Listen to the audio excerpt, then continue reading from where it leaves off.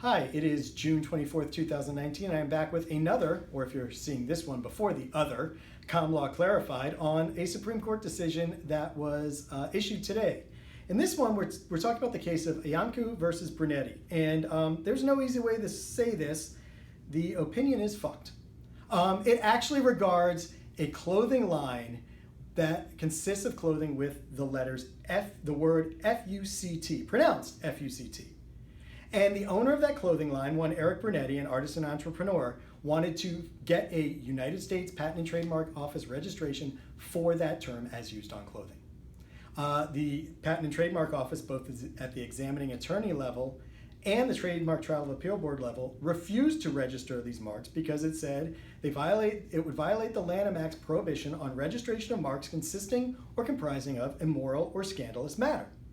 And really, we've seen this case, seen a similar case a couple of years ago in what we called the Slants case, where a band called the Slants tried to register that mark, and the registration was refused. But the court, looking at another area of the Lanham Act, said, "Well, we can't uphold that refusal.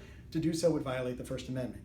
The United States Court of Appeals for the Federal Circuit, relying in part on the Tam case, as it was called, the Mattis versus Tam case, also declared this portion of the Lanham Act unconstitutional, and then the Patent and Trademark Office went to the Supreme Court. In a case that was somewhat split, but 6 justices did agree in an opinion written by Justice Kagan, the court agreed that the Tam case had found no consensus on whether the Lanham Act's bar on immoral or scandalous material would constitute either a condition on government benefit or a simple restriction on speech. The former, if it was viewed that the Lanham Act simply keeps you from enjoying a benefit of registration, may bolster the ability of the USPTO to not register these marks. If it's a restriction on speech, that becomes much harder to justify under the First Amendment. But Justice Kagan did note that across the board in that Tam case, there was an agreement that if a trademark bar was, the refusal to register a trademark was viewpoint-based in nature, it would be unconstitutional, and then the disparagement, the clause could not be upheld. So the question here became simply, is the immoral or scandalous criterion in the Lanham Act viewpoint neutral or viewpoint based?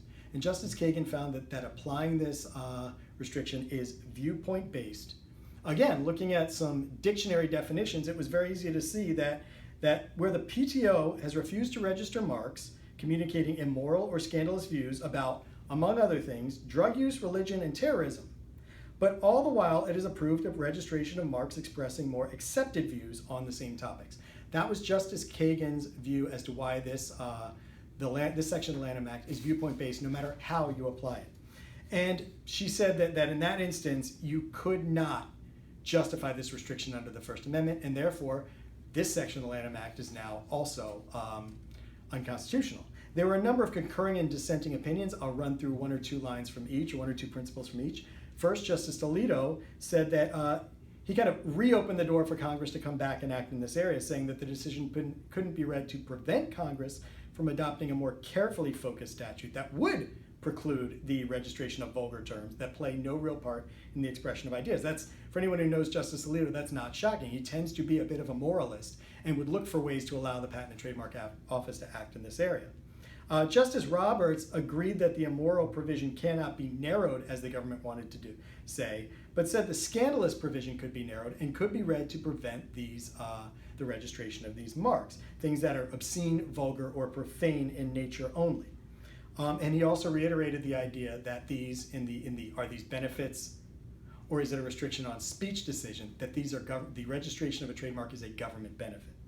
Justice Breyer went a little further and said that, agreed with what we'll see from Justice Sotomayor in a second, who wrote a dissenting opinion, saying that the statute could be read very narrowly to only reach highly vulgar or obscene modes of expression.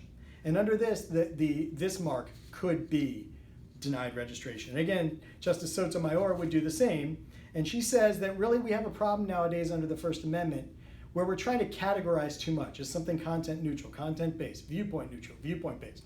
She said throw that away. let's look at what the dictionary meaning of scandalous is. Let's look at what is actually at stake here. And you have a small benefit to it, in terms of a trademark registration, a small impact on speech by denying that registration, and a big, clearly vulgar term that needs to be addressed. So again, I will be writing a blog post explaining some of this in additional detail in coming days.